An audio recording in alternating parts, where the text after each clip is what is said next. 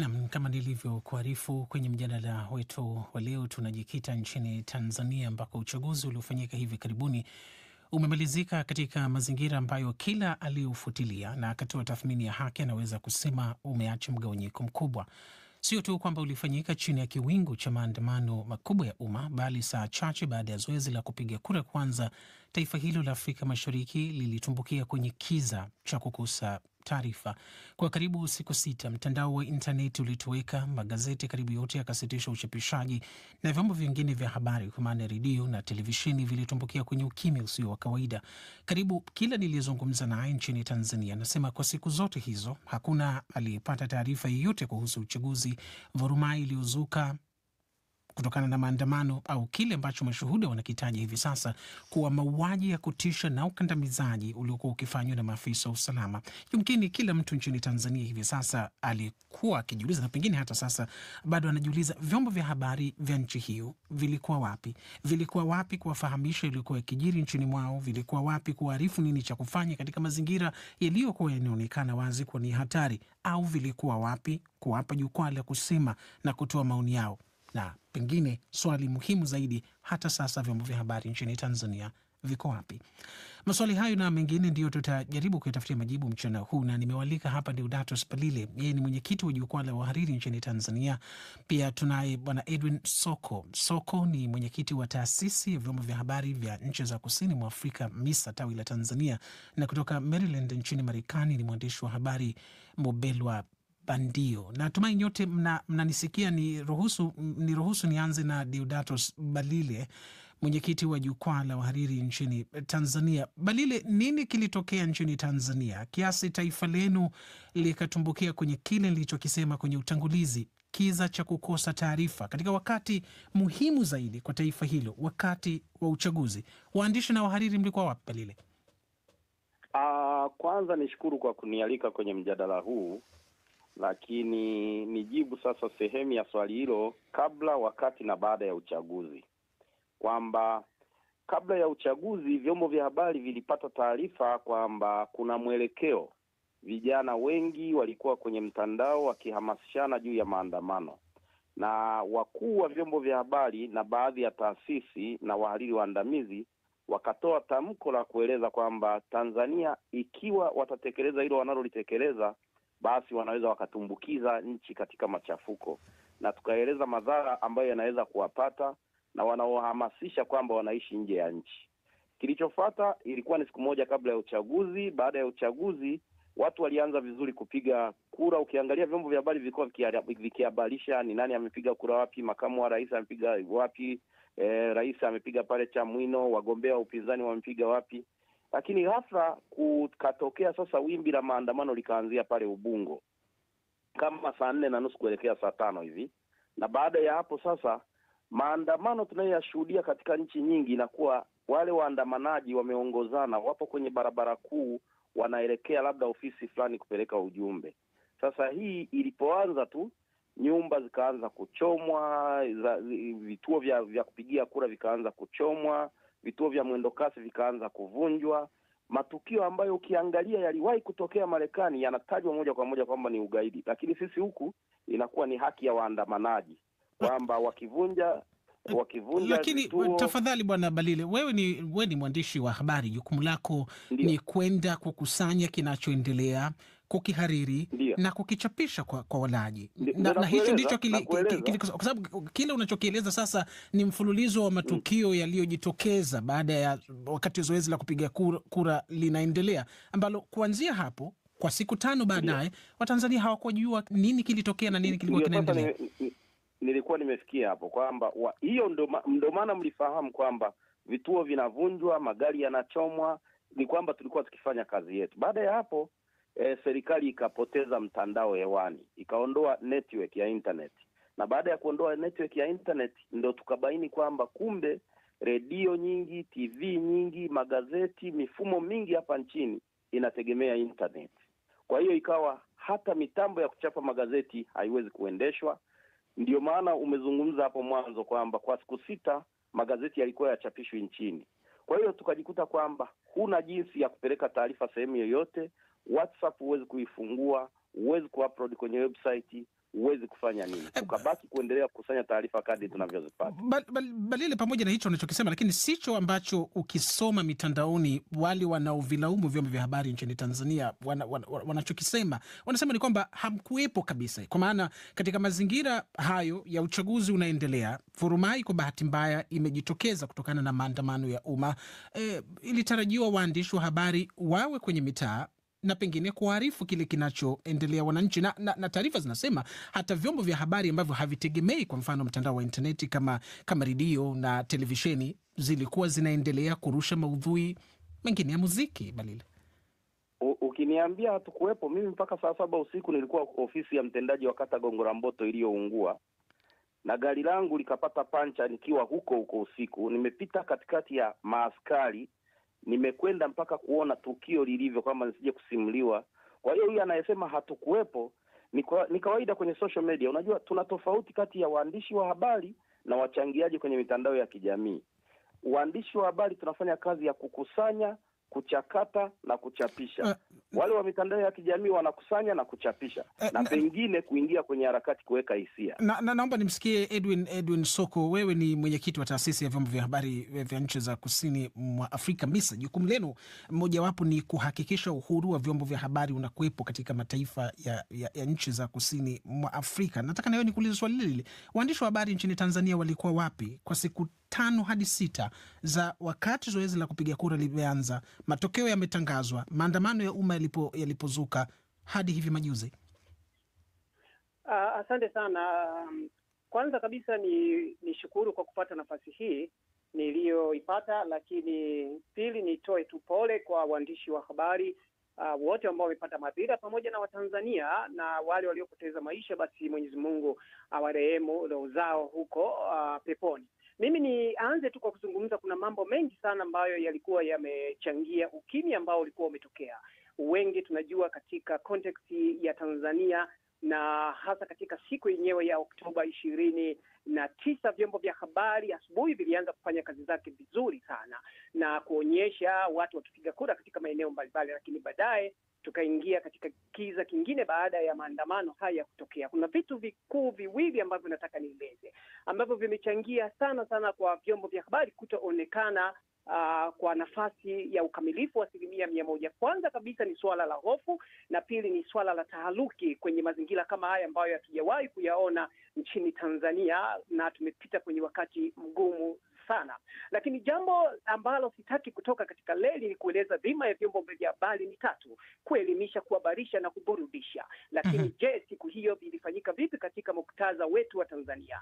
Na sisi kama taasisi ya vyombo vya habari tuliweza kuzungumza, tukasema kwamba kazi kubwa katika vyombo vya habari ni kusimama kama mediator, kama msuluhishi wakati wa sintofahamu yanapojitokeza. Kabla tuzungumzia usuluhishi, bwana Soko, umetaja hapo swala la hofu miongoni mwa waandishi kama sababu unayoamini ndio ilichangia vyombo vya habari vikatoweka kabisa hewani na havikugusia kabisa iliyokuwa yanatokea baada ya vurumai ya maandamano kuzuka. Hofu imetokana na nini? Kulikuwa pengine na amri au maelekezo yoyote yaliyotolewa na vyombo vya mamlaka nchini Tanzania kwa vyombo vya habari kuwa havipaswi kuripoti yanayoendelea? Kwa siku hiyo sitaki kusema kwa 100% kwamba kulikuwa na maagizo, hiyo sitaki kusema, lakini tunazungumzia hofu zenyewe za wafanyaji kazi wa vyombo vya habari. Tanzania bado inahesabika kama ni nchi ambayo ina sheria zake ambazo lazima mwandishi aweze kuishi nazo. Kwa hiyo hata mwandishi anavyofanya kazi zake lazima aishi katika kanuni, misingi na taratibu zenyewe za kisheria, na wakati mwingine taratibu hizi zinamfanya kabisa kuweza kutazama katika muktadha wa taharuki kama siku ile ambazo zilikuwa zinatokea. Obvious kwamba mwandishi wa habari lazima arudi nyuma kwenye kufanya kazi zake kiuangalifu zaidi. Wakati mwingine anaweza akaona content ambayo inamuelekeza kwamba content hii inawezekana nitaingia katika uchochezi, na anajua kabisa wakati mwingine au nitaingia katika tuma fulani katika kwa mujibu wa sheria zetu za hapa nchini, ninaweza wapi nikawa katika sehemu salama. Kwa hiyo hiyo ikawa ina changamoto kubwa, lakini changamoto nyingine ni kwamba kulikuwa kuna mgongano kidogo wa maadili ya waandishi wa habari pamoja na sheria zenyewe ambazo kwa mujibu wa maadili ya waandishi wa habari, wakati labda wa maandamano inabidi mwandishi awepo mitaani na aweze kutafuta taarifa mbalimbali ili mlaji aweze kuja kuzipata. Lakini je, wakati huo kuna amri ambayo imetolewa ya kusema kwamba sasa sasa katazo la wananchi wasionekane katika lakini bwana Soko hata wewe unafahamu kwamba amri ya kutotoka nje ilikuwa inahusu tu jioni saa 12. Siku nyingine kwa maana masaa 12 ya siku waandishi pia mlikuwa mnazuiwa? Kwa kifupi, kabla sijakwenda kwake Bandio.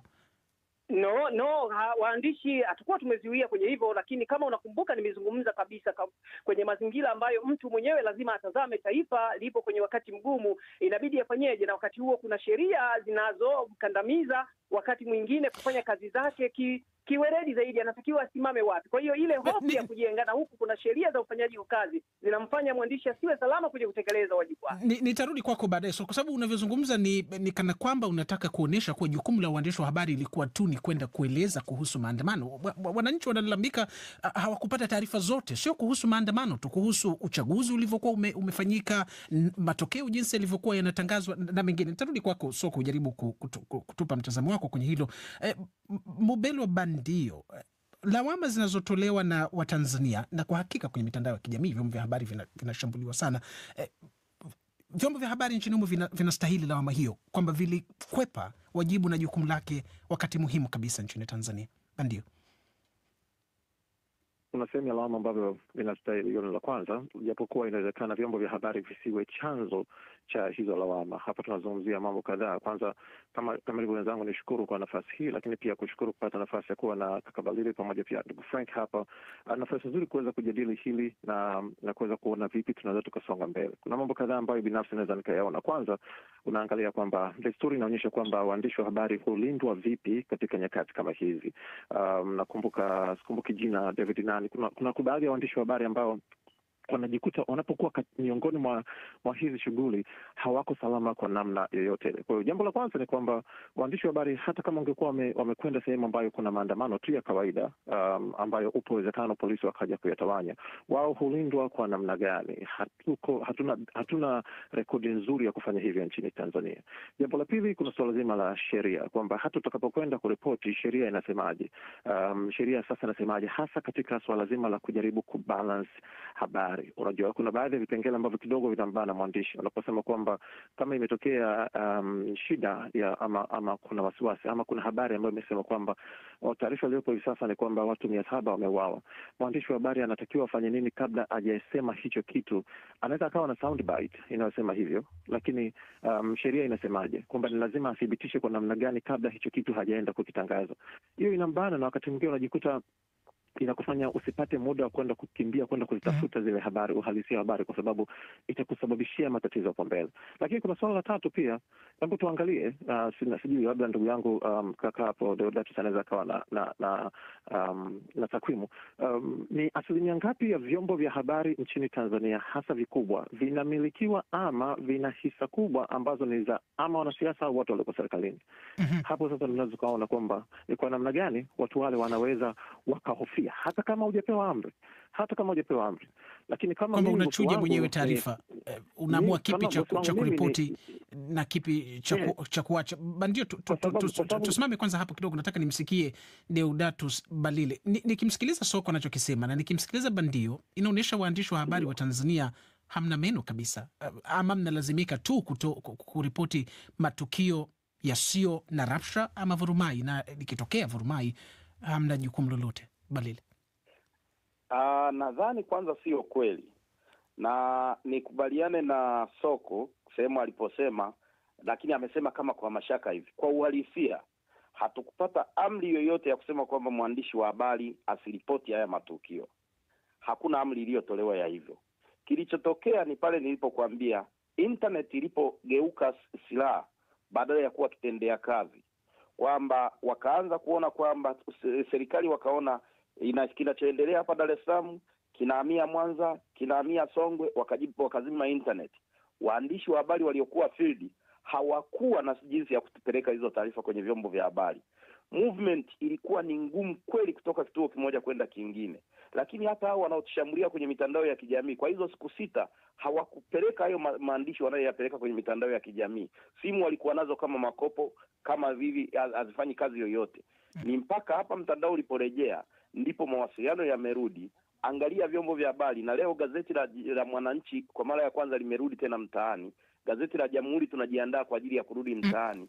Kwa hiyo wanapotulaumu, waangalie na mazingira tuliyokuwemo. Kama wao walivyokuwa hawawezi kutuma message kwenye TikTok, kwenye WhatsApp na kwingine. Nimesema pia kwenye utangulizi, Bwana Balile, muda unatupa mkono, unakimbia kweli. Nilisema kwenye utangulizi, sio tu wanauliza mlikuwa wapi, lakini hata sasa wanauliza mko wapi, kwa sababu huduma ya internet tunaarifiwa imerejea zaidi ya siku 2 zilizopita.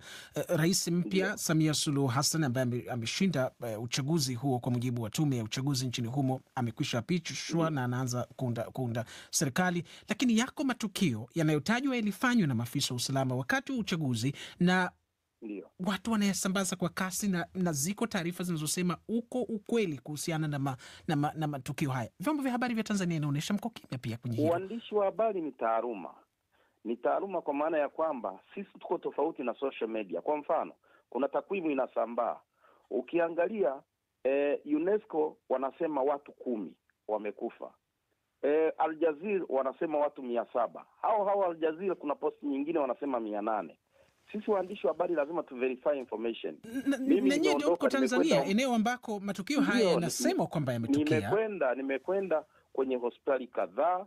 Nina gazeti ambalo linaitwa Jamhuri, litatoka hiyo siku ya Jumanne, na kila mtu, kwa sababu hatuwezi kuchapisha kama social media wanavyofanya wenyewe. Akikutana na kipande kimoja wanaambizana. Leo nimeona mtu anafanya disinformation, huyu ambaye amechochea kwa wingi. Anasema serikali ya Tanzania imeingia mkataba na Uganda, Bukoba itakabidhiwa kwa Uganda. Jambo ambalo haliwezekani. Sasa sisi kama wanahabari tukisema hilo ni uongo, hivi kama nilivyosema hivi kwenye social media wanaanza kunishambulia. Kwa hiyo wakati mwingine tunawasikiliza, ila tuna wajibu wa kuhakikisha kwamba nchi yetu haianguki kuwa kama Somalia, kama wa Tanzania. Maana tukishaiangusha hata ya magazeti takuwa hatuna pa kuyauzia. Edwin Soko, unasemaje kuhusu hizo hoja anazojenga Balile za baada ya huduma kwa mfano kama ya internet kurejea?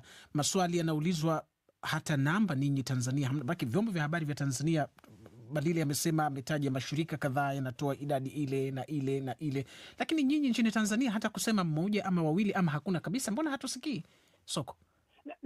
Nafikiri bado nisisitize hapo kwamba lazima tutazame muktadha wa sheria zetu. Kwa mfano, mwenzangu Balile amezungumzia kwa taaluma ya uandishi wa habari yenyewe inasimama ni taaluma, yani watu ambao ni professional ndani yake. Kwa mfano, katika suala la kitakwimu tunajua tuna sheria ile ya takwimu, Statistic Act nchini Tanzania. Kwa hiyo sisi tunavyopokea taarifa fulani lazima tuzifanyie uchunguzi, lazima tuzichakate, lazima tuende upande wa pili tuweze kujua mamlaka inasemeje, tuweze kubalance na kuweza kuja kuzitoa. Tofauti na uhuru waliokuwa nao watu katika social media, mtu anaweza akaandika 1, 2, 3, na tofauti ya sisi na wao, huku sisi chombo cha habari kufanya hivyo ina maana ni kuwajibika kwa mwandishi wa habari. Sheria ya Media Services Act yenyewe inakutaka mwandishi wa habari kama mwanataaluma uweze kuwajibika mwenyewe. Kwa hiyo hilo ni la kwanza, kuchelewa kwa taarifa. Wakati mwingine tunachelewa kwa sababu ya kutaka kubalance, ya kutaka kupata accuracy ya kile ambacho tutakipeleka kwa walaji wetu. Hicho ni swala la msingi sana. Kwa upande wenu itachukua muda kiasi gani mnadhani? Vipo vyombo vya habari tumeshaanza kutoa taarifa mbalimbali. Nafikiri za kitakwimu itakapokamilika tutaona kupitia katika vyombo vya habari. Na kingine kizuri, kwa mfano sisi taasisi ya vyombo vya habari kusini mwa Afrika ni taasisi ambayo tunajikita kutafuta hizi takwimu kwa upande wa waandishi wa habari na kuweza kuziverify, na tutatoa katika ripoti zetu za ndani na itakuwa ni public, hata nyie mkitaka mnaweza kuja kuzitumia. Kwa hiyo tunahitaji muda kuweza kufuatilia na kuweza kuzidokumenti ili ziweze kuwa na uhalali zaidi wao kwa walaji wetu. Uniwe radhi Mubelwa Bandio, muda wetu umekuwa mfupi sana kwa kweli, utaniwe radhi, najua umezungumza mara moja tu, lakini ni kushukuruni sana Edwin Soko, Deodatus Balile na Mubelwa Bandio kwa kushiriki mjadala wetu huu. Shukrani sana, tusikilize makala tuliokuandalia.